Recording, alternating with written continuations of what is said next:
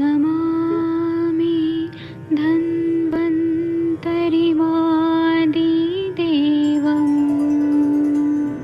सुरासुरैर्वन्दितपादपद्मम् लोके जरामृत्युनाशं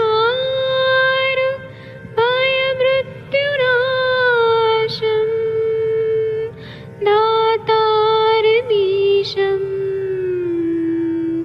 विविधौषधीनां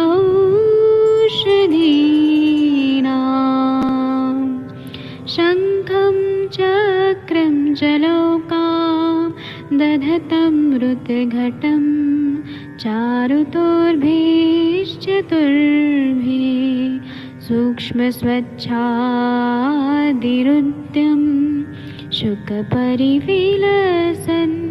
मौलिमं भोजनेत्रं कालाम्बोदोज्ज्वलाङ्गं कटितटविलसत्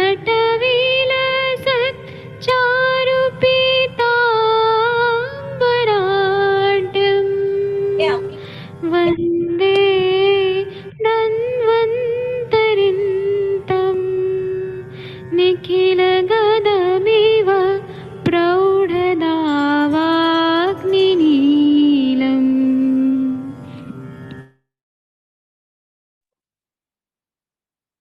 प्रणाम सभी लोगों को। मैं वैद्य अरविंद पाठक पुणे महाराष्ट्र से आप सभी लोगों का स्वागत करता हूं। सभी लोगों को कोटि कोटि प्रणाम करता हूं।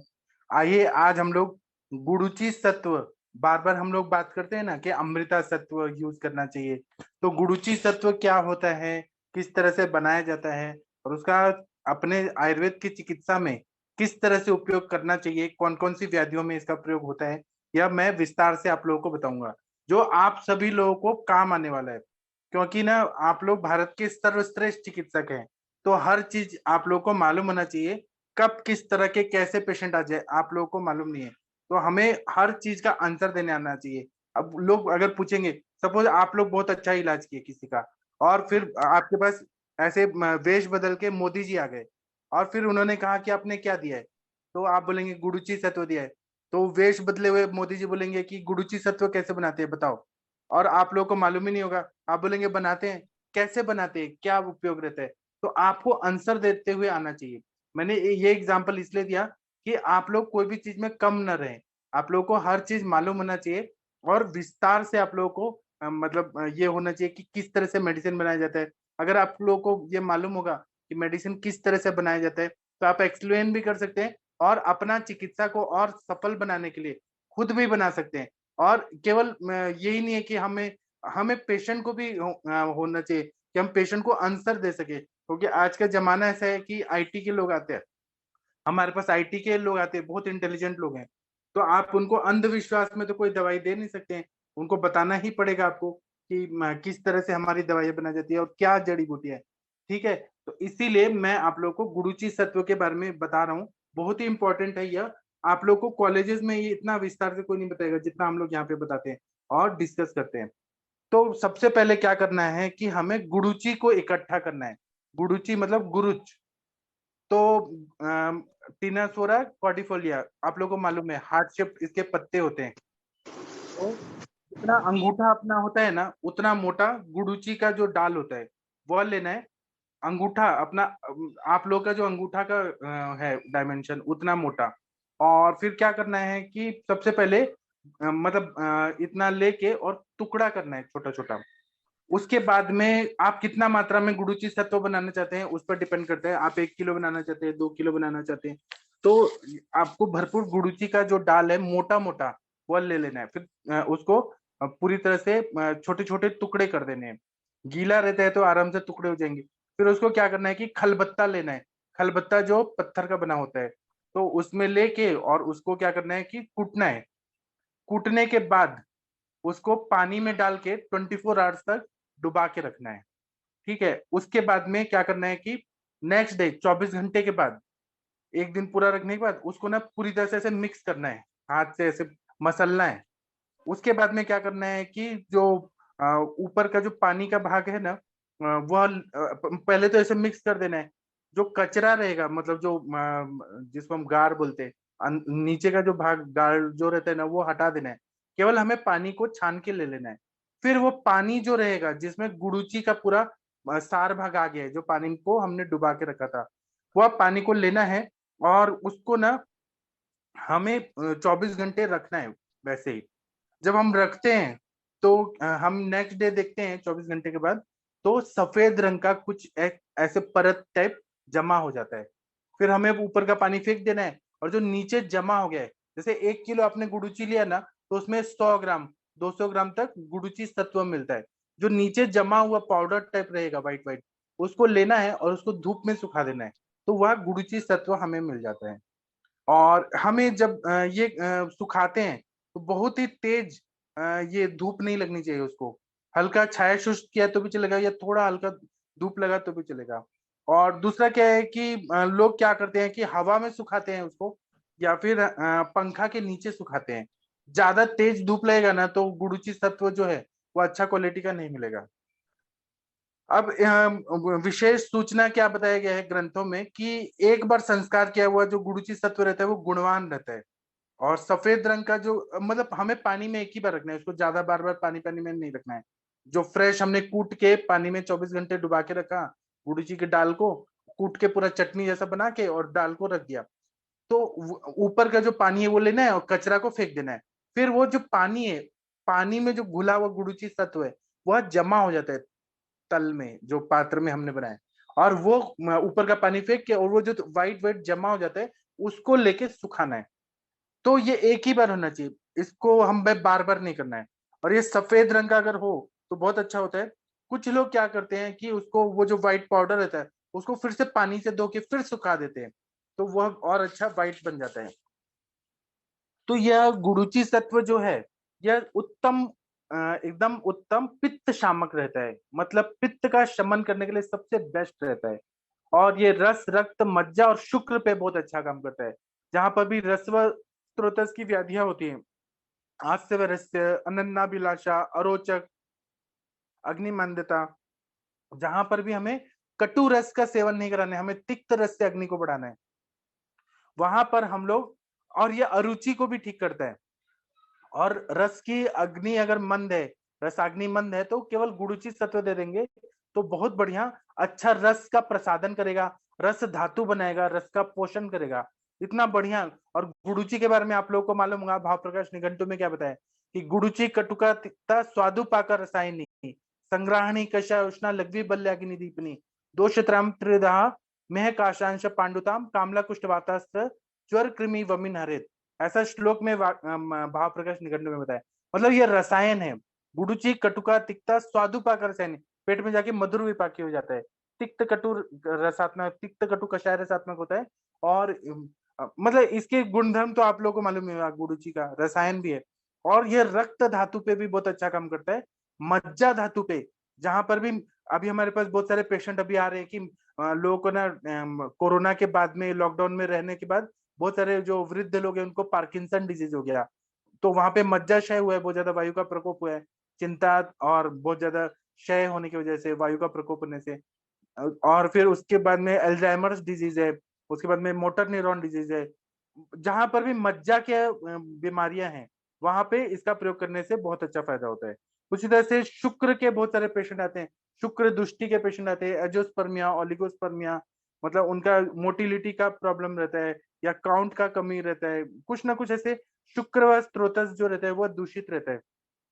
इसी तरह से स्त्रियों में आर्तव व स्त्रोतस की बहुत ज्यादा दुष्टि रहती है, तो वहां पर भी गुरुची तत्व, क्योंकि ऐसा बोलते हैं कि आर्तवम आग्नेयम, आर्तव जो है वो आग्नेय बताए, तो वहां पर कहीं ना कहीं हीट बढ़ा हुआ है, पित्त का प्रकोप हुआ है, और उसकी वजह से मेनोरेजिया मेटोरेजिया रक्त प्रदर होता है, आप लोग को मालूम होगा, अत्यार्तव होता है।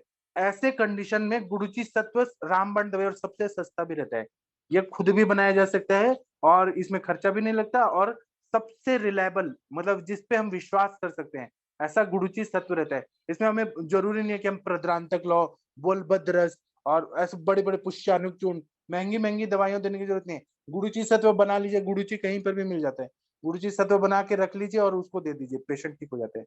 उसी तरह से तीनों मलों पे काम करता है, मतलब मल पुरुष पे भी काम करता है, स्वेद पे भी काम करता है और मूत्र पे भी इसका बहुत बढ़िया काम रहता है। मतलब मल का पाचन अच्छा से करता है, सार किट विभाजन अच्छा करता है, मल बना के सामता को अच्छा से करके मल को निष्क्रमण अच्छे से करता है। क्योंकि इसमें बोला है गुरुची कटुका तिक्ता स्वादुपाक रसायनी संग्राहिणी, यहाँ पे अतिसार हो तो संग्रहण करता है।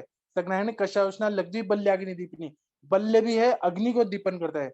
दोष त्राम त्रिदोषांश मेह काशांश पांडुताम, पांडु रोग में काम करता है, प्रमेह में काम करता है। तो इसी तरह से यह आमाशय पे भी बहुत अच्छा काम करता है, त्वचा पे अच्छा काम करता है, नेत्र आंखों के लिए बहुत बढ़िया रहता है, मस्तिष्क के लिए अच्छा रहता है, और यकृत और प्लीहा की जितनी भी बीमारियां हैं उसमें भी अच्छा काम करता है। और बहुत सारे रिसर्च पेपर भी अभी प्रूवन हो गए, साइंटिफिक रिसर्च पेपर और पब्लिश भी हुए हैं कि ये एंटी कैंसरस प्रॉपर्टी भी इसमें रहता है गुडुची में। उसी तरह से यह प्लीहा की जितनी भी बीमारियां हैं उस पर अच्छा काम करता है, यकृत पे काम अच्छा करता है, जहाँ पे लिम्फ नोड का स्वेलिंग आ रहा है, अब वो कैंसर हॉटकिंस डिजीज हो गया या जो भी जहाँ पे लिम्फ नोड बहुत स्वेल्ड हो रहे हैं, वहां पे गुडुची तत्व सबसे बेस्ट काम करता है, क्योंकि ये रक्त का प्रसादन करता है और रस धातु को भी अच्छा करता है। उसी तरह से स्त्रोतस देंगे तो रसव स्त्रोतस, रक्तव स्त्रोतस, मेदोव स्त्रोतस, मज्जाव स्त्रोतस पे विशेष कार्य करता है। और यह गुरुची तत्व है, यह खुद ही अग्नि को बढ़ाने वाला है, अरुचि को सुधार के। और हमें जरूरी नहीं है कि कोई भी अग्निमंदक के पेशेंट है तो हमें कटु रस का जैसे कि त्रिकटु और पंचकोली दे, किसी किसी को वो साथ में नहीं होता है, पित्त प्रकृति वालों को या पित्त का उस जैसे अम्ल पित्त के पेशेंट आते हैं, या फिर पित्त वाली बीमारियां जैसे विसर्प के आते हैं, मीजल्स के आते हैं, चिकन पॉक्स के आते हैं, स्मॉल पॉक्स के आते हैं, वहां पे कटु रस देने से और एग्रेवेट हो सकता है। या एसएलई डिजीज वाले आते हैं, या फिर पेंक्रेटाइटिस के पेशेंट आते हैं, तो हमारे पास कुछ ऐसा ऑप्शन होना चाहिए जो तिक्त रसात्मक द्रव्य रहे, मतलब कड़वा होके भी अग्नि को प्रदीप्त करे, तो गुडुची तत्व सबसे बेस्ट होता है। गुडुची स्वरस भी अच्छा होता है, तो इसीलिए अग्नि को बढ़ाता है यह, तो इसलिए सामावस्था में भी दे सकते हैं गुडुची तत्व, और निरामावस्था में भी दे सकते हैं। इसका विशेष गुण क्या होता है, तो यह गुरुची तत्व रहता है, यह रक्त का स्तंभन करता है। तो जहां पर भी ब्लीडिंग डिसऑर्डर्स के पेशेंट आते हैं हमारे पास, जैसे कि हीमोफीलिया के पेशेंट आए, तेरह रक्त पे तो उसको मानेंगे, उसी तरह से रक्त प्रदर अगर हो रहा है बहुत ज्यादा, तो यह रक्त का स्तंभन करता है, पित्त का शमन करता है, मूत्र और मल का विरेचन करता है प्रॉपरली, मतलब अच्छे से मूत्र निकलना चाहिए, क्योंकि इसका काम किडनीज पे भी होता है, और मतलब पक्वाशय पे इसका कार्य होता है, तो मूत्र का उत्पत्ति पक्वाशय में होता है, तो इसलिए मूत्र विरेचनीय भी है, मल का भी अच्छे से पेट साफ करता है। फिर ये कांतिजनक है, बहुत सारे पेशेंट होते हैं जो उनका कांति शुक्र क्षय बहुत होता है तो कांति चला जाता है। फिर ये बालों के लिए भी गुडुची सत्व अच्छा है, अगर आप लोग 1 साल तक गुडुची सत्व खिलाएं, किसी के भी बाल बहुत अच्छे घने घने हो जाएंगे। उसी तरह से बहुत सारे पेशेंट आते हैं जिनको आंखों का स्क्लेरा रहता है, वो रेड रहता है ज्यादातर, अभिसंधि भी रहता है, और अभिसंध वहां पे नेत्राभिसंध भी हो जाता है, कंजक्टिवाइटिस, या फिर वहां रेडनेस बहुत ज्यादा रहती है। हमारे पास ऐसे बहुत सारे पेशेंट आते हैं कि लैपटॉप का ज्यादा यूज किया, मोबाइल का यूज किया, आंखें लाल हो रही हैं, उसमें गुडुची सत्व आप दे दीजिए, 7 दिन दीजिए, और उसके बाद देखिए आंखें एकदम स्वच्छ हो जाएंगी। ठीक है, उसी तरह से क्योंकि ये पित्त का शमन करेगा, रक्त का शोधन करेगा, रक्त का प्रसादन करेगा, तो वहां पे जो स्मॉल स्मॉल आर्टरीज वेन्स है जहाँ पे बहुत ज्यादा ब्लड डिपॉजिट हो गया है, वो पूरी तरह से सर्कुलेट कर देते हैं, इतना सूक्ष्म अति सूक्ष्म ये काम करता है। उसी तरह से ये तिक्त रसात्मक होता है, शीत वीर्यात्मक इसका प्रॉपर्टी है, ये तिक्त रस होके शीत वीर्य होके अग्नि को बढ़ाता है और मधुर विपाकी होता है, जबकि दूसरे द्रव्य जो है शीत द्रव्य शीत वीर्यात्मक होकर अग्नि को नहीं बढ़ाते हैं, लेकिन इसमें तिक्त रस है, कटु है, तो कटु कम मात्रा में, मेन ज्यादा तिक्त रस होता है। तो गुरुची सत्व उत्तम अग्नि को बढ़ाता है, और अग्नि को बढ़ाने के बाद भी बॉडी में हीट नहीं करता है, तिक्त रस की वजह से शीत वीर्यात्मक भी होता है, पेट में जाके मधुर विपाकी होता है, पेट में मीठा हो जाता है। उसी तरह से पृथ्वी तत्व जो एक्स्ट्रा बढ़ा हुआ है उसको ये कम कर देगा, आप तत्व का वर्धन करता है, जहां पर भी जल का कमी है उसको, जैसे कि तृष्णा जैसी व्याधियां हैं वहां पे, या फिर सीआरएफ क्रॉनिक रीनल फेलियर के, जहां पे आप तत्व कम पड़ रहा है, पानी शरीर में नहीं आ रहा है, वहां पे ये हम पानी तो पीते हैं लेकिन वो शरीर में बैलेंस होना चाहिए, टिका हुआ होना चाहिए, इक्विलिब्रियम होना चाहिए, तो ये आप तत्व का वर्धन कर देता है, जहां जहां स्त्रोतों में पानी की कमी हो रही है उसको ये बैलेंस कर देता है, और तेज तत्व का शरण करता है, मतलब तेज तत्व को बैलेंस कर देता है, जो ज्यादा बढ़ा हुआ है तेज तत्व और कम है तो उसको बैलेंस कर देगा। यह वायु का अनुलोमन करता है, आकाश तत्व का वर्धन करता है, और सबसे खास बात है ये आकाश तत्व का पोषण भी करता है, क्योंकि हमारे स्त्रोतस जितने रहते हैं ना, आप लोग जैसे एक कल्पना करिए कि आर्टेरियोस्क्लेरोसिस जैसे है, या फिर प्लेक फॉर्मेशन है, कैल्सिफिकेशन है, या फिर थ्रोम्बोस्ट हो गया वेन्स आर्टरीज, जहां पर जैसे कि डीप वेन थ्रोम्बोसिस हो गया। तो जहां पर भी जो हम लोग बोलते हैं अति प्रवृत्ति संगोवा सिरा ग्रंथि विमार्गमनम, तो सिराओं में ग्रंथि ग्रंथि ग्रंथि ग्रंथि, जहाँ पे क्लॉट फॉर्मेशन हो गया, ये ब्लड जो है वो, हम लोग जैसे एलोपैथी में इकोस्प्रिन देते हैं, तो वो क्या करता है कि इकोस्प्रिन वारफेरिन वो खून को पतला करता है, लेकिन उसका साइड इफेक्ट होता है। अगर ज्यादा दिन बहुत सालों साल अगर इकोस्प्रिन वारफेरिन दिया जाए तो रक्त वाहिनियों से उजिंग होने का डर रहता है ना। आप लोग को ये बात मालूम होगा, बहुत साल अगर दिया जाए तो। लेकिन गुडुचि तत्व इतना बढ़िया ब्लड थिनर है कि ये रक्त वाहिनियों को ताकत भी देता है, ट्यूनिका इंटरना मीडिया एक्सटर्ना को ताकत भी देता है, खून को पतला भी करता है, और अग्नि को भी अच्छा करता है, धातु अग्नि को भी अच्छा करता है, भूताग्नि को भी अच्छा करता है। मतलब सबसे बेस्ट ये ब्लड थिनर के रूप में इसका प्रयोग किया जाता है। और मैंने देखा है कि बहुत सारे हमारे पास हमारे सर के पास पेशेंट आते थे जिनको ना कोरोनरी आर्टरी में ब्लॉकेज हो गया था, तो डॉक्टर्स ने कहा कि अब स्टेंट बैठाना पड़ेगा, एंजियोप्लास्टी करना पड़ेगा, लेकिन उनको गुडुचि तत्व पे रखा गया और लंघन कराया गया। तो गुडुचि तत्व इतना बढ़िया काम करता है। और इकोस्प्रिन को वारफेरिन को छोड़वा के, टेपरिंग डोज से धीरे धीरे छोड़ा के जब हमने गुडुचि तत्व पे रखा, तो वो रसायन का भी कार्य किया, आयु भी बढ़ गया। उसी तरह से यह अत्यार्थों में बहुत बढ़िया काम करता है। जहां पे ब्लीडिंग पाइल्स रहते हैं, ब्लीडिंग पाइल्स में एक तो रक्त का स्तंभन करना भी जरूरी होता है, और वहां पे रक्त का स्तंभन करना है और संप्राप्ति को भंग करना जरूरी है, मल को भी निकलना जरूरी है।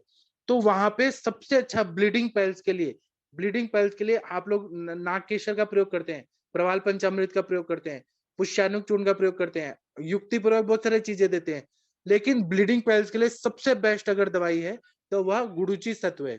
उसी तरह से हार्ट के लिए बहुत अच्छा होता है, हृदय है, रक्त का शमन करता है, जहां पे रक्त की दुष्टि के जितनी भी बीमारियां हैं, जैसे कि विसर्प है, स्किन डिसऑर्डर्स है, बहुत सारे हमारे पास पिंपल्स के, पॉस्ट्यूल्स के, ऐसे बहुत सारे ब्लिस्टर्स के बहुत सारे पेशेंट आते हैं, white head, black head, acne, ऐसे बहुत सारे आते हैं, जहां पर भी रक्त का शुद्धि होना बहुत जरूरी है। उसमें गुडुचि तत्व जैसा उत्तम दवाई कोई भी नहीं है। सिंपल दवाई है गुडुचि तत्व, और सबसे काम करने वाला है। इसी तरह से ये शीत पित्त अर्टिकेरिया में हमारे पास पेशेंट आते हैं, तो आप लोग वृहद हरिद्राखंड, विरेचन, फिर शीत पित्त प्रभंजन रस, उदर्द प्रशमन गण, शेखर रस, ऐसे महंगी महंगी दवाइयों का आप लोग सोचते हैं, लेकिन अगर केवल और केवल गुडुचि तत्व दे दिया, शीत पित्त के पेशेंट पूरी तरह से ठीक हो जाएंगे। उसी तरह से खुजली आती है बहुत सारा, तो हम लोग खुजली के लिए गंधक रसायन, कंडुकनगण, सरसों का तेल, नीम, क्या क्या हम लोग बात करते हैं। लेकिन गुडुचि तत्व दे दिया, खुजली को पूरी तरह से, कंडू को पूरी तरह से नष्ट, उत्तम कंडुक न है। उसी तरह से दाह हो रहा है, पेशेंट को हाथ पैरों में जलन हो रही है, आंखों में जलन हो रही है, मस्तिष्क पे जलन होती है, रात को जागरण कर दिया तो पूरा सर गर्म हो जाता है, ऐसे जो दाह जैसी कंडीशन होती है, या लोग मिर्ची वगैरह बहुत खा लिए तो मूत्र दाह होने लगता है, गुद दाह होने लगता है, पूरे बॉडी में बर्निंग होने लगता है, ऐसे में गुडुचि तत्व सर्वश्रेष्ठ है, क्योंकि ये शीत वीर्यात्मक है और अग्नि को प्राकृत कर देता है, और ये तिक्त रसात्मक द्रव्य होने से पित्त का शमन करता है, रक्त का भी शोधन करता है। उसी तरह से अगर नेत्र दाह है, या फिर ये जो आंखों में जो ये आता है स्टाई, जो रहता है मराठी में रांजनवाड़ी बोलते हैं, जो एक फोड़ा टाइप हो जाता है ना पलकों के पास, उसमें भी हीट की वजह से होता है वो, तो उसमें भी यह गुडुचि तत्व सबसे अच्छा काम करता है। उसी तरह से बहुत सारे मेलिग्नेंसी के द्रव्य जो दिए जाते हैं एलोपैथी में, तो उनका जो केमोथेरेपी दिया जाता है, रेडियोथेरेपी दिया जाता है, जो थेरेपीज दी जाती है, उसके साइड इफेक्ट से बॉडी में हीट बढ़ता है, या फिर एलोपैथी का एंटीबायोटिक्स दिया गया है, या फिर non steroidal anti inflammatory drugs, बहुत सारा। अब वो लोग क्या करते हैं, पेंटाप्रेजोल या प्रोटॉन पंप इनिबिटर दवाइयां देते हैं, या फिर कुछ तो एंटासिड जैसी कुछ दवाइयां देते हैं। अगर गुडुचि तत्व दे दिया जाए तो कोई साइड इफेक्ट नहीं होता है, क्योंकि एलोपैथी की दवाइयां कुछ अच्छा काम करेंगी तो कुछ नुकसान भी करती हैं, ठीक है, लेकिन गुडुचि तत्व का आज तक कभी भी इसका साइड इफेक्ट नहीं होता है। और इसका मात्रा भी कितना होता है, तो यह 500 मिलीग्राम, इतना मात्रा में इसको देने से बहुत अच्छा फायदा होता है। और ये अरुचि में बहुत बढ़िया काम करता है। 500 मिलीग्राम मतलब 4 रत्ती, 4 चुटकी, इतना मात्रा में इसका प्रयोग कर सकते हैं। इसका टैबलेट भी बना सकते हैं, और नहीं तो पाउडर फॉर्म में देने से फायदा होता है। और ये पानी के साथ दे सकते हैं, दूध के साथ दे सकते हैं, और घी के साथ दे सकते हैं, शहद के साथ दे सकते हैं। और इसको सुबह 8 बजे शाम को 6 बजे देने से ज्यादा फायदा होता है। लेकिन यह किसको नहीं देना चाहिए, ऐसा अगर क्वेश्चन आएगा कि गुरुजी सत्व किसको नहीं देना चाहिए या इसका क्या एडवर्स इफेक्ट है, तो इसका कोई भी एडवर्स इफेक्ट नहीं है। किसको नहीं देना चाहिए, तो ऐसा कोई भी प्राणी नहीं है मनुष्य योनि में कि जिसको ये नहीं दिया जा सकता है। कौन सी अवस्था में ना दे, सभी अवस्थाओं में दे सकते हैं। गर्भिणी में दे सकते हैं, बच्चों को दे सकते हैं, वृद्धों को दे सकते हैं। हर व्याधि में, हर अवस्था में यह सबसे बेस्ट है। इसका कहीं पर भी कॉन्ट्राइंडिकेशन नहीं दिया है और कभी भी इसका साइड इफेक्ट नहीं होता है। उसी तरह से ये छोटे बच्चों को दे सकते हैं, वृद्धों को दे सकते हैं, मेंसेस का जो प्रॉब्लम होता है बच्चियों को, उनको दे सकते हैं। और दीर्घकालीन जो जख्म होता है, जैसे कि नॉन हीलिंग वुंड्स रहते हैं जो हील नहीं हो पा रहे, वहां पे गुडुची सत्व देंगे तो ये हीलिंग प्रॉपर्टी भी रहता है, क्योंकि रक्त का प्रसादन करता है। और ये तिक्त कटु कषाय रस से हीलिंग करता है। और ये तिक्त रसात्मक है, तो ये प्रमेह जन्य पीड़िकाएं हैं, डायबिटिक वुंड है, नॉन हीलिंग डायबिटिक वुंड, उसमें भी अच्छा काम होता है। गैंग्रीन में भी बहुत अच्छा काम करता है, क्योंकि इसमें ये रसायन है और नए नए सेल्स लाता है। दूसरा, अगर हम चरक संहिता देखेंगे तो वयस्थापन गण बताया, जो मतलब वयस्थापन गण में आंवला है, पुनर्नवा है, गुडुची है, ब्राह्मी है। तो यह आयु को टिका के रखता है, क्योंकि गुडुची के बारे में आप लोग को मालूम होगा, गुडुची को अमृता भी बोलते हैं। यह वनस्पति कभी भी मरती नहीं है, तो यह अमृत के समान है और ये हर सेल को नया ताकत देती है। तो आपके पास कैंसर के पेशेंट है, या फिर जहां पर सेल्स का डिस्ट्रक्शन हो रहा है, या फिर डिस्ट्रॉफी हो रहा है, हाइपरट्रॉफी हो रहा है, अब वो कहीं पर भी हो, किडनी में हो, लीवर में हो, हर में गुडुची सत्व, गुडुची नहीं, गुडुची सत्व, क्योंकि पचने में हल्का रहता है, इसका प्रयोग करने से बहुत अच्छा फायदा होता है। दूसरा क्या है कि मार्केट में गुडुची सत्व के नाम पर एडल्ट्रेटेड चीजें बेची जाती हैं। वह व्हाइट चीज दिखती है, वो गुडुची का ही सत्व है, ऐसा नहीं है, वो किसी और प्लांट का भी होता है। उसको ध्यान में रखते हुए खुद का बनाया हुआ वो ज्यादा अच्छा रहता है। और गुडुची का कुछ लोग क्या करते हैं कि गुडुची के काढ़ा का भावना देकर, और जो मक्का का आटा होता है ना, मकई का आटा, उसमें गुडुची का भावना देकर और वो बेचते हैं गुडुची सत्व के रूप में। वो डुप्लीकेट होता है, उसको बिल्कुल भी नहीं रहे। और मैंने तो यहाँ देखा है कि 60,000 रुपए किलो के रूप में भी गुडुची सत्व बेचा गया, और वो एडल्ट्रेटेड था, मतलब लूटा गया लोगों को। तो ऐसा चीज बिल्कुल भी मत यूज करे, इतना महंगा भी नहीं होता है, सस्ता होता है। और यह 3 महीने तक इसकी पोटेंसी रहती है, वीर्य कालावधि। तो आप लोग गुडुची सत्व का प्रयोग जरूर करते होंगे। आप लोग बताइए, कंचन मैम आपने यूज किया है गुडुची सत्व? प्रणाम सर। बताइए। जी सर, बहुत अच्छा बताया सर आपने। और बिल्कुल ऐसे ही सब जितनी भी वादियां हैं उन सब में हम इसका यूज कर सकते हैं। जैसे आपने बोला ही है कि व्यवस्थापन है, हम यहाँ पे बच्चों से लेके हम बूढ़ों तक इसे यूज कर सकते हैं। और मैंने बहुत बार, जैसे मुझे ताम्र भस्म अगर देना है तो मैं सोचती हूँ कि 1 ग्राम में कैसे डिवाइड करके दूं, तो मैंने बहुत बार इसको अनुपान के हिसाब से या फिर इसको सूक्ष्मीकरण करना है उसके साथ ऐड करके भी मैंने दिया है सर। मतलब ताम्र भस्म लेके उसमें 10 ग्राम आप गिलोय सत ऐड कर दीजिए और उसको सूक्ष्म बना लीजिए काफी अच्छे से, और फिर उसकी पुड़िया बना के दीजिए। तो ऐसे भी किया जाता है। मतलब हमें ये गिलोय सत्व देने के पहले सोचना ही नहीं पड़ता है कि किसको देना है और किसको नहीं देना है। हर एक बीमारी में हम इसे चला सकते हैं। जी सर। जी, आप कितना मात्रा में देती हैं? सर मैं 250 तक के तो अभी तक दे रही थी, पर आपने जैसे बोला है 500 भी हम दे सकते हैं, तो मैं इसे जरूर ट्राई करूंगी।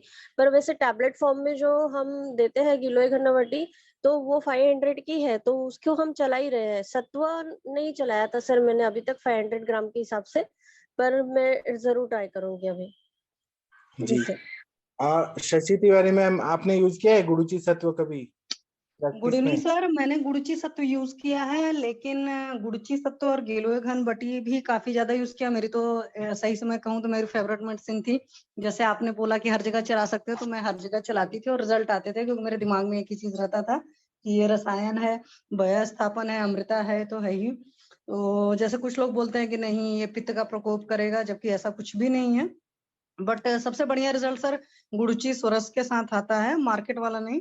जब खुद से बनाते हैं तो उससे बहुत बढ़िया रिजल्ट आता है। मतलब ये जो सत्व है कि जैसे आपने बोला ना कि एडल्ट्रेटेड फॉर्म में है, बात सही है, मार्केट में है, क्योंकि गुड़ची जो पहले आती थी बिफोर लॉकडाउन, वो ज्यादा बेटर क्वालिटी के घनबटी या कुछ भी आते थे, अभी तो बहुत ज्यादा वैसा आता है, मतलब मिलावट है। तो मेरे को सर स्वरस से ज्यादा रिजल्ट मिले हैं, तो मैं इसलिए स्वरस ही हमेशा क्रूड फॉर्म में यूज करना पसंद करती हूँ। बट आज आपने पढ़ाया है तो बहुत सारी जगह मैं जैसे नहीं यूज करती थी ब्लड थिनर के रिस्पेक्ट में, तो वो मैं यूज कर, मेरे दिमाग में आया कि जैसे कोलेस्ट्रॉल बोलते हैं बढ़ गया है, ब्लड थोड़ा सा गाढ़ा हो गया है, एक तरीके उसमें से भी ब्लड का डिफरेंस, कम, हाँ, उसमें तो उसमें डिफरेंस चला नहीं सकते है। हैं। हाँ मैम, क्योंकि आप ये जो सोलस बनाते हैं वो हाँ ओवरनाइट सोक करवाते हैं कि तत्काल पानी में डाल के उसको सर, टूटने को बोलते मैं तो बिल्कुल बोलती हूँ कि जाकर के लेकर आओ। जैसे मैंने सेंटर पर अपने काफी लगा कर रखा है कि मतलब तुरंत तोड़ा और तोड़ करके एक तरीके से समझो तो अभी तो लिविंग ही है, तोड़ करके लाए, छोटे छोटे टुकड़े में काटा और काट करके अच्छे से, मतलब उसके अंदर से भी कई बार जैसे सर ने कहा ना पूछ दो, तो चाहे चाकू से ही कई सारे टुकड़े कर लीजिए अंदर से भी, उसको फाड़ कर जिसको कहते हैं। फिर उसके बाद मिक्सी में 1 कप पानी डाल करके चला दो, फिर छान करके पी जाओ, तो उसके बहुत शानदार रिजल्ट हैं। मतलब वो कहीं पर भी चलाइए। जैसे मैंने बहुत पहले बताया था कि किडनी के पेशेंट थी, स्टंट पड़ा था बच्ची को, मेरे पास लॉकडाउन में आई, बहुत गरीब थी, मतलब उसको था कि क्या ऐसा दूं जो बगैर पैसे के आ जाए, तो मैंने कहा बेटा ये चीज होती है, ले करके पी ले, मतलब। और उसको फीवर की प्रॉब्लम थी, और लॉकडाउन में आपको पता है कि डॉक्टर से हैंडल भी नहीं कर रहे थे पेशेंट को, डाल दिया था उन्होंने बिफोर लॉकडाउन स्टंट, और उसकी वजह से जब देखो तब उसकी ब्लड, मतलब यूरिन के साथ ब्लड आता था, और फिर फीवर भी रहता था, इन्फेक्शन रहेगा ही क्योंकि एक फॉरेन बॉडी बॉडी में है। तो फिर उसको जब दिया था, साल भर बाद में जब गई, तब उसने बताया मैम पूरे साल में ठीक रही। ऐसे मैंने कहीं पर भी अकेले, जैसे अभी मेरे 2 पेशेंट चल रहे हैं, एक 85 ईयर की ओल्ड लेडी है और एक 55 ईयर की है, उनकी बहू, मतलब उनका ये था कि जो 55 ईयर की है, एलोपैथिक खा लिया था, टाइफाइड वगैरह था दुनिया भर का, उसके बाद मेरे पास आकर कहती जी मैम मुझे दवा नहीं खाना, ऐसे ही ठीक करो आप। हमने कहा ठीक है आइए, तो फिर मैंने उनको गिलोय ही चलाया है, और काफी बढ़िया है। डाइट में काफी चेंज कराती हूँ, हालांकि वो बीच में नालायकियत कर जाती हैं, जैसे कभी ब्रेड खा लिया या कभी कुछ और खा लिया, बट अभी फ्राइडे या सैटरडे देखा था, मतलब 1 वीक हो गया, पेशेंट इज ओके, काफी बढ़िया रिजल्ट है सर। तो मैं कहीं पर तो भी हो मैम, तो मैम जिस अकेला गिलोय क्रोनिक टाइफाइड कैरियर था, अकेला गिलोय का आपने वो दिया इस पर?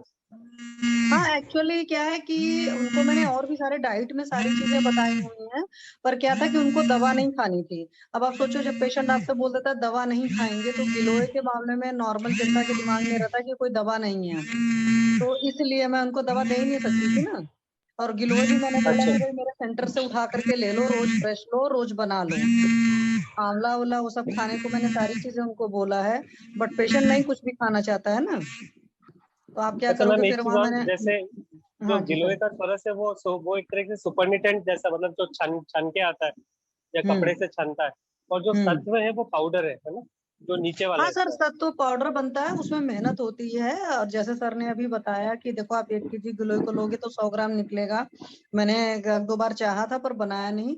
और सत्तू जो भी है थोड़ा सा पुराना भी हो जाएगा, अगर सही से सोचो तो आपने प्लांट से तुरंत तुरंत तोड़ा है, मतलब पौधे से, तो एक तरीके से लिविंग है। तो वो वाली जो गिलोय होती है वाकई बहुत बढ़िया काम करती है, जैसे हम लाकर स्टोर कर लें, वो वाली गिलोय से भी ज्यादा बढ़िया ये काम करता है। जैसे फ्रेश मार्केट की सब्जी तुरंत तुरंत उठाइए, आपके घर में किचन गार्डन हो, वहां से तोड़कर सब्जी बना लो, उसका स्वाद और एक मार्केट की सब्जी का स्वाद में फर्क होता है। तो आपका सा तो इफिकेसी में फर्क, तो इफिकेसी में ऐसे होता है, जैसे सर ने भी कहा कैंसर के पेशेंट को चलाना, तो मैंने कैंसर के पेशेंट को तो व्हीट ग्रास ही मेनली चलाती थी, मेरे पास वैसे डायरेक्ट नहीं आया, उनको सब मतलब कि हेल्प एसेसरी फॉर्मेट में चाहिए था आयुर्वेद। पर गिलोय बहुत बढ़िया है। जैसे मुझे 2 चीजें बहुत पसंद है, गिलोय और एरंड। एरंड तो ज्यादा पसंद है भाव प्रकाश पढ़ने के बाद में, भाव प्रकाश निघंटू। और गिलोय तो ऐसे ही थी ही, शुरुआत से फेवरेट थी मेरी, क्योंकि लीवर पर बहुत बढ़िया काम करती थी, लीवर के जो भी डिसीज रहती थी, मुझे ज्यादा नहीं पता था, लेकिन ये मुझे पता था गिलोय लीवर पर बहुत बढ़िया काम करती है। तो आप सर, अभी सर ने बता दिया बहुत सारी चीजें, सर ने तो इतना अच्छा बताया कि बहुत जैसे मैंने जिस पेशेंट को 80 ईयर्स की है ना, 80-85 की है, तो उनको सर एनल फिशर के बाद में बहुत बड़ा सा घाव हुआ है, और मेरे दिमाग में जो आ रहा है वो कैंसरस है मुझे लग रहा है, क्योंकि 25-30 साल से उनको सारी चीजें हैं, डायबिटीज और सारी चीजें, और वो जैसे वो बोलते हैं ना पके गुलर के फूल के जैसी उसकी दिख रही है। तो मैंने उनको कंचन मैम वाला बताया हुआ है, काशीस भस्म वगैरह कर को, मतलब पाउडर बनाकर स्प्रिंकल करने के लिए, अगर हील होता है तो ठीक है, अदरवाइज फिर पेशेंट को, सर्जन को एक बार दिखाना ही पड़ेगा, क्योंकि हालत उसकी ज्यादा खराब है सर। तो गिलोय तो बहुत अच्छा है, तो उनको भी मैंने गिलोय ही चलाया है। मुझे पता है कि बहुत बढ़िया काम करेगी ये, और सर ने बता दिया तो मुझे और तसल्ली हो गई कि बहुत मतलब एक तरीके से समझ लो उनके लिए ड्रग ऑफ चॉइस हो गई, क्योंकि उनको भी मैंने बहुत मेडिसिन नहीं चलाई मैम हुई है। सोरस के लिए आप कितना कितना गिलोय का स्टेम लेते हैं और कितना ml लगभग मान के चलते हैं सर? सर आप सोरस ये के लिए समझो कि आपका अंगूठा जितना बड़ा होता है नॉर्मली, आप पेशेंट को बोल सकते हो 1 से 2 इंच ले लो, 1 कप पानी डाल दो, 1 कप पानी में आपका समझिए 150 ml का भी कप आता है, 200 ml का भी, तो आप छानोगे तो 1 कप तो पी ही सकते हो ना, जी जी। क्योंकि थैंक यू। अंगूठे की जितना मोटा बोला जाता है उतना तो मिलता नहीं है लंबाई में। 1 से 2 इंच अगर हम्म, अंगूठे जितना मोटा रहेगा तो 1 इंच में ही काम चल जाएगा ना सर। ठीक है, थैंक यू मैम। वो नीम गिलोय जो रहता है उसकी अलग क्वालिटी रहती है क्या? वो वात नहीं बढ़ाता है जैसे नीम की तरह? नहीं नहीं, नीम गिलोय का क्या होता है कि नीम के पौधे पर आ गई तो आपको पता है नीम भी तिक्त है और पित्त शामक है, गिलोय भी पित्त शामक है। और अपने लोग क्या है, एक बड़ी चीज बहुत मायने रखती है जो मुझे अब समझ में आता है, संगत का असर पड़ता है। तो जो जिस एनवायरमेंट में रहेगा या जो इस ऑरा में रहेगा तो उसके क्वालिटीज भी लेकर आएगा। तो गिलोय जब नीम की होती है तो अच्छा काम करती है, और मैंने अपने सेंटर पर नीम पर ही लगाई हुई है। एक तो नीम पर लगाई है, 1-2 ऐसे ही लगा दिया है, बट नीम वाली काफी बड़ी हो गई, लोग तोड़ कर ले जा रहे हैं 3-4 सालों से काफी बढ़िया से, क्योंकि जमीन पर लगी है। तो जमीन की लगी चीज तो वैसे ही मतलब गमले में तो खराब हो जाती है ना जल्दी, मतलब अगर तो लोग मैम रोज जैसे तोड़े अगर तो। सपोज बरगद पे हम्म। लगा दिया या पीपल पे लगा दिया तो जो पंचवल्कल के जो क्वालिटीज है वो आ सकती है क्या गिलोय में? सर पंचवल्कल की, देखो गिलोय तो नीम पर का ही यूज करते हैं, तो आप नीम पर का ही यूज करिए, है ना। अगर नहीं पॉसिबल है तो something is better than nothing, आप नॉर्मल वाली भी यूज करोगे तो भी चलती है, काम करती है वो। सर फ्रेश वाली जो गिलोय मिलती है ना वो हमेशा काम करती है, आप ये समझ लीजिए। जो आप मार्केट से उठाते हो या जो पंसारी की दुकान से उठाओगे वो काम नहीं करेगी, ये आप समझो। अब जी मैं जी उसका मैम। एक और एग्जांपल आपको बताती हूँ। मेरे ऑफिस में कम से कम 10-15 किलो गिल्लो ला करके ऑफिस बॉय ने मतलब उन्होंने रख दिया, और रखने के बाद में वो साल भर तक पड़ी रही मतलब वहां के सेंटर के किचन में। और साल भर बाद उसमें से क्या था कि प्लांट अपने आप निकल रहा था, जबकि आपने किसी चीज को रख दिया तो इट मीन्स आप उसको न्यूट्रिशन नहीं दे रहे हो, है ना। आपने ऐसे सामान रखा है। तो मुझे वहां से ये चीज समझ में आई कि साल भर रखा हुआ पेड़ जो है, मतलब काटी हुई ब्रांचेस हैं, सॉरी, जब आपने स्टेम को काट कर रख दिया और उसमें से नया पौधा पैदा हो रहा है, इट मीन्स कि इसके अंदर कितनी ज्यादा हीलिंग कैपेसिटी होगी। आप ये सोचो किसी भी चीज को ना नेचर के सिस्टम से अगर आप कोरिलेट करेंगे कि उसके अंदर अपने आप मतलब साल भर रखने के बावजूद वो नया जीवन दे सकती है, तो फिर हमारे अंदर भी जाकर सेल्स को रिजनरेट कर सकती है ना, या हमारे अंदर सेल्स को मतलब ताकत तो दे ही सकती है। जी मैम समझा और समझा। कुछ चीजें होती है ये बहुत जल्दी चैलेंज। खराब होती है, यानी कि वो उतना बढ़िया काम नहीं करती। तो जो भी चीजें अगर आप रख रहे हो और उसके बावजूद वो काम कर रही हैं, या जैसे देखो बहुत सारी चीजों का सीड होता है जमीन में दबा रहता है, जैसे डहेलिया के केस में मैं कहूंगी, डहेलिया और गुलदाउदी में से कोई शायद मोस्ट वाली डहेलिया ही है।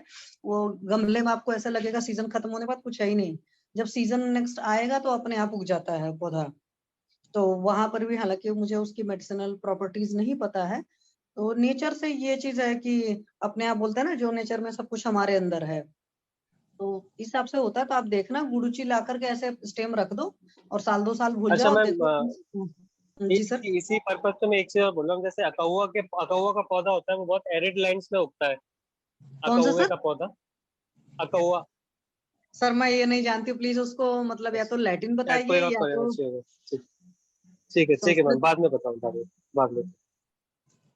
Thank you ma'am. Thank you sir. ठीक है, और कोई कुछ बोलना चाहते हैं तो बोलिए। Thank you sir. प्रणाम सर। जी सर बताइए। जी सर, बोलिए बोलिए। ये गिलोय घनवटी और सत्व दोनों में पोटेंसी किसका ज्यादा होता है सर? सत्व का रहता है। घनवटी। अच्छा, उस लेकिन मार्केट में महंगी मिलती है, वही घनवटी ही ज्यादा महंगा रहता है, गिलोय सत्व सस्ता रहता है। क्योंकि वो पाउडर फॉर्म में रहता है। घनवटी वो बोलते हैं कि हम गुड़ूची का पाउडर ले रहे हैं और गुड़ूची के काढ़े का भावना देके उसको हम बना रहे हैं। हम्म। तो वो बनाने में, काढ़ा बना के भावना देने में थोड़ा मेहनत लगता है ना, तो वो हम्म। बनाने का प्रक्रिया महंगा होता है, इसीलिए वो महंगा हो जाता है। लेकिन गुड़ूची स्वरस का तो अभी मैम ने बताई बहुत बढ़िया से, स्वरस का तो मैं भी यूज किया था सर, लिवर सिरोसिस के पेशेंट था, एक्चुअली वो आगरा से ट्रांसफर किया गया जयपुर, जयपुर में भी उसको ट्रांसप्लांट ही बोला था।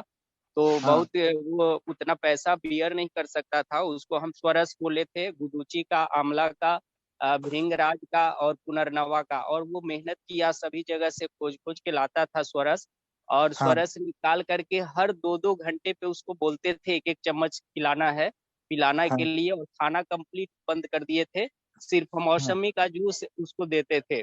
सर जो बेड पे पड़ा रहता था उसको मतलब हगीज लगा रहता था, पूरा हर कर्म वो बेड पे ही करता था। आज के हाँ। समय में वो स्कूटी चला के जा रहा है, लेकिन बहुत अभी भी केयर करता है, पथ्य का पालन करता है। सिर्फ यही 4 गो स्वरस का इतना फायदा देखे। हाँ। तो कोई भी चीज सर का अगर हम स्वरस अगर मिल जाता है ना, तो डेफिनेटली वो तो बहुत सर इफेक्टिव होता है। गुरुची आम्ल की पुनर्नवा चौथा कौन सा बताया? भृंगराज, भृंगराज। भृंगराज। जी जी। सर वो Thank you. सिरोसिस रिवर्स हो गई उसकी। चारों रिपीट कर दीजिए सर एक बार।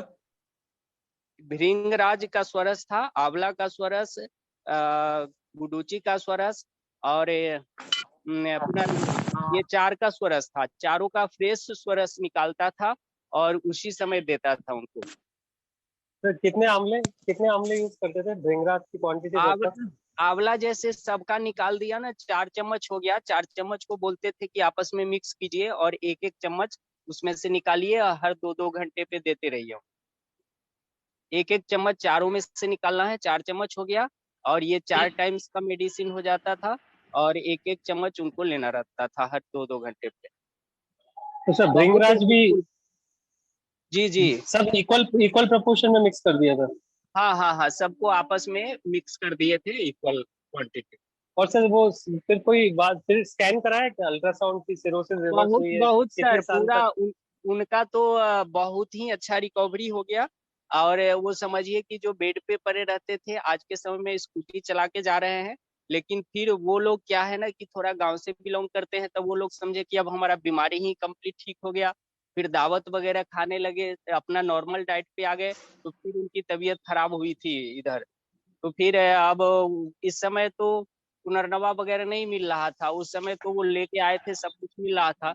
तो फिर ऐसे ही जो मार्केट में अवेलेबल होती है नरनवा, मंडूर, आरोग्य वर्धनी बटी, वो सब दिए। ठीक है, अभी तो ठीक चल रहा है सब कुछ। क्योंकि सर मेरे पास एक कैंसर का पेशेंट है, उसमें लिवर में मेटास्टेसिस है, तो सेम कॉम्बिनेशन यूज कर सकता हूँ सर? सस्ता भी है, बिल्कुल पेशेंट दीजिए गरीब। सर, ये सभी जितने भी चारों ड्रग्स है वो चारों रसायन है, और ये रसायन होने के कारण नए सेल को जनरेट करेगा, डिटॉक्सिफाई भी करेगा। लेकिन डाइट बहुत इंपॉर्टेंट है। उनको हमने पूरा कंप्लीट लगभग 45 डेज तक सिर्फ और सिर्फ रखे थे मौसमी के जूस पे, दूसरा कुछ भी नहीं देते थे उनको। दूध भी अभी नहीं था? हेल्थ भी, और उनको उनको बेसिकली प्रॉब्लम भी था, हेपेटाइटिस बी के पेशेंट थे, पहले भी हमारे पास आए थे एक बार। और उनको डायबिटिक भी था, और साथ में बीपी के भी पे चल रही थी दवा। और ये देखिए, ये चारों का इतना प्रभाव है कि ना अब उनको डायबिटीज की दवा लेनी पड़ती है, ना बीपी के, वो सब भी ठीक हो गया इसी से। तो स्वरस जी तो सर, थैंक यू। बहुत ही मतलब इफेक्टफुल होता है। जी sir. Thank you. Thank you doctor साहब, बहुत बढ़िया चीज शेयर करी। क्योंकि ये बहुत सारे गरीब मरीज होते हैं, तो उनके लिए सबसे बड़ी चीज है ये। प्रणाम सर। मुझे ये पूछना था, ये जब आपने बोला है कि एक एक चम्मच सबका लेना है, तो जी वो जी। एक दिन का डोज है क्या? मतलब कि ये नहीं 4 नहीं नहीं, जैसे 4 चम्मच प्रिपेयर कर लिए ना, तो उनको हर 2 घंटे पे रिपीट कर रहे थे। बाद में जैसे जैसे सुधार आते गया, उनका डोज एक्सटेंशन करते गए, फिर 3 घंटे 4 घंटे ऐसा करके करते गए। लेकिन पहला 15 दिन उनको हर 2-2 घंटे पे ही दे रहे थे, उसी से उनका बहुत अच्छा रिकवरी होने लगा। ओके। तो सर वो हर सर दिन ये नया तोड़ते थे, हर दिन नया तोड़ते थे, मतलब हर दिन नया लाएंगे ना सर, इस तरह हाँ, से? रोज रोज ताजा लाते थे, क्योंकि वो ओके। लोग गांव से बिलोंग करते थे, तो वो सब कुछ लेके आ जाते थे, उनको कोई ओके। प्रॉब्लम नहीं था। Okay sir, thank you sir. Sir प्रणाम सर। जी सर मुझे पूछना था, ये सारे स्वरस मिक्स करके एक एक स्पून 1 घंटे के बाद देते थे क्या? हाँ, जैसे चारों को हम आपस में मिक्स कर देंगे ना, तो 4 चम्मच तो प्रिपेयर हो गया, तो हर एक हाँ। उसमें से 1 चम्मच निकालेंगे, हर 2 घंटे पे देते थे उनको। Okay okay sir, thank you. Sir ये गिलोय नॉर्मल था ना, नीम पे चढ़ा हुआ तो नहीं था ना? सॉरी सर, वो तो मुझे पता नहीं। लाते थे मोटा जी मोटा लाते थे, उंगली से भी मोटा मोटा लाते थे वो लोग, बहुत मेहनत किए थे। जी अब किस चीज पे चढ़ा जी। था वो तो मुझे पता नहीं, लेकिन लेके आते ओके थे सर, ताजा ही। थैंक। कितने महीनों का रिजल्ट था सर? कितने महीने में रिजल्ट आया? इनको 15 दिन में तो बेड लगभग। को छोड़ दिए थे। अपना जो नेचर अरे कॉल है वो खुद से करने लगे थे, वो सब कुछ बाथरूम वगैरह जाना वगैरह वो सब होने लगा। 45 डेज तक हम उनको फ्लो किए, वो नॉर्मल एक अपना काम जो है वो करने लगे सब कुछ। और रिपोर्ट भी बहुत बस अंतर आ गया था। 15 सर, दिन के 2 चम्मच बाद हम सुबह शाम, 2 चम्मच सुबह शाम? नहीं नहीं नहीं सर, हर 4 4 घंटे पे एक एक चम्मच दे रहे थे। अच्छा अच्छा, हर 4 घंटे पे 1 चम्मच, तो 6 चम्मच के पा- आसपास एक दिन में। पहले 2 घंटे पे, फिर 4 घंटे पे, ऐसे जैसे जैसे उनका हीलिंग होते गया, अच्छा लगने लगा उनको, वैसे वैसे फिर डोज को कम कर दिए। जी sir, thank you sir, thank you so much. Okay. Sir ये आपने कौन सी डिजीज में दिया था? लीवर सिरोसिस था उनका। Okay okay, thank you sir, प्रणाम सर। प्रणाम।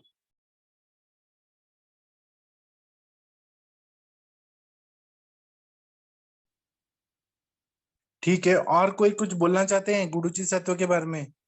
कुछ हाँ। बोलना चाहते हैं तो बोल सकते हैं। प्रणाम सर। हाँ जी मैम, बताइए। सर आदित्य सर से पूछा था मैंने ग्रुप में, उन्होंने कुछ लिखा था वो क्लियर नहीं हुआ, उनसे बोलना था कि अगर एक्सप्लेन कर सकते हैं कि क्या कहना चाह रहे थे वो उसमें। नहीं मैम, कौन जो कौन? मैडम जो एज, जैसे जैसे एक बार अरविंद सर ने बताया था कि जी जो बांस की डंडी होती है ना, अगर जी वो सूखी हो तो टूट जाती है, उसको जोर से मारो, लेकिन बार बार जी। तेल पिलाते रहो तो उसके जो रेशे रहते हैं छोटे छोटे, हम्म वो सब लचीले हो जाते हैं और हम्म वो फिर टूटती नहीं, उसकी बहुत स्ट्रेंथ रहती है। हम्म एक बार अरविंद सर ने बताया था। हमारा जो शरीर रहता है ना मैम, जैसे खासतौर से नाभि वाला हिस्सा रहता है, ये मेरा खुद का अनुभव है। और ये 100% सही है, क्योंकि खुद का अनुभव है। तो जैसे नाभि वाले एरिया में हमेशा फ्लेक्सिबिलिटी रहती है, हमेशा एंड आखिरी तक, आखिरी में वो कड़क होता है। वहां पे सबसे ज्यादा नाड़ियां भी रहती है, इसलिए आप नाभि में जो दवाइयां देते हैं एब्जॉर्ब होती है, उनका इफेक्ट भी आपको देखने को मिलता है। तो मैम जैसे जैसे जैसे जो शरीर जितना हेल्दी रहता है ना, तो वो उनकी नाड़ियां खुली रहती है। और जितनी भी, और जैसे जो नाड़ियां बंद रहती हैं, जैसे उम्र के साथ अकड़न आने लगती है शरीर में, क्योंकि वो नाड़ियां बंद हो जाती है तो बांस के डंडे की तरह सख्त हो जाता है। तो उसको जो, जैसे तेल होता है, तेल पिलाते हैं बांस के डंडे, वैसे हमारे शरीर में सबसे छोटे श्रोतास रहते हैं, जो शुक्र के श्रोतास रहते हैं, या जिसमें अगर वो चलना बंद हो जाए किसी तरह, तो वहां पे वायु के ब्लॉकेजेस आ जाते हैं, तो अकड़न आती है। तो उसी से तेल का अभ्यंग करने से, जैसे आप देखें 90-100 साल के वैद्य भी अच्छे चल रहे हैं ओनली अभ्यंग से। एक बार वो नवीन सर ने वैद्य जी से भी मिलाया था, एक वैद्य जी से, ना कोई ज्यादा एक्सरसाइज ना कुछ। तो उसी तरीके से अगर नाड़ियां किसी भी तरह खुली रहे, जो क्रिया भी, जो प्राणायाम भी रहती है, उनका बस इतना ही तात्पर्य रहता है कि जो फ्लेक्सिबिलिटी पेट की रहती है, वहां से वो फ्लूइड को मूव करे, हर जगह नाड़ियां खुले। तो बस वही मैम कि एजिंग फिनोमिना इससे जुड़ा रहता है। और इसलिए भी ब्रह्मचर्य का भी रोल यहीं पे रहता है कि जैसे गाय का दूध निकलता है, घी रहता है, ऐसे शरीर सब कुछ पचा के आखिरी में जो घी बनता है वो उसको नाड़ियों में मूव करना चाहिए। जी इतना ही बताया। लेकिन वो शुक्र का जो आपने उसके साथ रिजिडिटी के साथ जोड़ा है वो नहीं, जी मैम। मतलब क्लियर नहीं हुआ, वो कॉन्सेप्ट नहीं क्लियर हुआ। मैम जो शुक्र होता है ना, वो बहुत तितरा हुआ और बहुत सूक्ष्म होता है, और वो है ना, वो सबसे, उसके श्रोता सबसे सूक्ष्म होते हैं। तो जैसे बांस के डंडे को अगर आप तेल में डालते हैं, ऐसे हमारा जो शरीर अगर हड्डी के समान है, वो शुक्र में जितना भीगा रहता है, तो उतना ज्यादा शरीर में लचीलापन रहता है। उसी के लिए घी का तात्पर्य, घी भी जल्दी शुक्र में बदलता है, जो भी स्नेहन वाली चीजें होती है बस उसी में बदलती है, जल्दी शरीर डाइजेस्ट करता है, और चाहे वो बाहर जो से आपने तेल लगाइए। लेवल लिखा है, 5th लेवल, 3rd लेवल, वो क्या नहीं मैम, है? वो धातु के जैसे जैसे डाइजेशन होता है ना मैम, हम जैसे रस से रक्त बनता है, ऐसे मांस, तो मांस तो तीसरे नंबर पे रहता है, फिर वहां से मेद बनता है, ब्राउन फैट, फिर ओके अस्थि ओके आती है, इस तरीके से। ठीक ठीक, थैंक्स। तो मैम अस्थियां जैसे बदलना संभव है। अभी जैसे मैं 37 साल का हो रहा हूँ, 37-38 साल का, मैं कभी सोचा नहीं था कि मैं अपने पैर छू पाऊंगा, या पद्मासन में बैठ पाऊंगा, या वज्रासन में आधे घंटे 1 घंटे बैठ पाऊंगा। तो अरविंद सर का जो तेल यूज कर रहा हूँ, मृदुपाकी तेल है, तितरा हुआ है, वो हर जगह बहता है, तो उससे मैं वापस वो वही स्रोतास खुलते हैं। जी। और उसको जितना ज्यादा, जैसे अग्निसार किया, जितना ज्यादा हम पेट को सबसे तेजी से मूव कर सकते हैं, 1 सेकंड में 4 बार, 5 बार, 6 बार, तो उससे नाड़ियां खुलती है। और जो कुंभक भी लगते हैं ना, अलग अलग लॉक्स जो लगाते हैं, सांस की गति अब कम होती है तो कहीं और सांस वायु मूव कर रही होती है शरीर में, तभी वो कुंभक संभव रहता है। लेकिन जब अगर हम सांस नहीं ले तो हृदय घात हो जाता है। लेकिन अगर हम विशुद्धि पे रोक ले ना, अपना जोर से लॉक लगा ले, तो हृदय पे जोर नहीं पड़ता है। और जोर से लॉक लगता है तो विशुद्धि के बाद वो सिर पे आ जाता है, तो उसमें और हृदय से रिलैक्सेशन हो जाता है। तो मतलब वो उसी तरह से जैसे नाड़ियां खुलती है तो अपने आप क्रिया में अंदर समझ में आता है इस तरीके से। जी। यही मैम की बस संक्षेप में बोलना था कि जितनी फ्लेक्सिबिलिटी रहती है उसका मतलब उतनी नाड़ियां खुली हुई है अंदर। तो जैसे वो बांस के डंडे का सर ने उदाहरण दिया था कि वो तेल को फिर उसको तेल पिलाओ तो उतना फ्लेक्सिबल रहता है, उसकी उम्र आयु या टूटता नहीं है। जी मैम, इसलिए बच्चों में भले बॉडी बिल्डर्स कितनी भी बॉडी बना ले, आज जैसे वीडियो दिखाया तो उनकी फ्लेक्सिबिलिटी खत्म हो जाती है, लेकिन बच्चों की कोई बॉडी नहीं होती है लेकिन उनकी आयु ज्यादा होती है क्योंकि उनकी सारी नाड़ियां खुली रहती हैं। उसको फ्लेक्सिबिलिटी हम विजिबली देखते हैं। जी मैम। थैंक्स। ठीक है। प्रणाम सर। अरविंद सर, मुझे ये पूछना था, ये जो 500 mg आपने बोला, ये बीडी बोला है या फिर ओडी, कैसे है? बीडी बोला है ना, बीडी। बीडी हो। और सर ये मैक्सिमम आपने कितने दिन तक चला सकते हैं? आपने कभी कितने दिन तक चलाया? इसका कोई वो साइड इफेक्ट नहीं होता। गुडुचि तो रसायन है, वयस्थापन है, कितने साल भी चलाए कोई साइड इफेक्ट नहीं होता है। Thank you sir. प्रणाम सर। जी, और किसी को कुछ पूछना है, बताना है? नहीं तो हम सेशन बंद करते हैं, फिर 8:15 पे मिलेंगे। ठीक है, तो अभी सेशन बंद करते हैं। Thank you. प्रणाम। प्रणाम सर।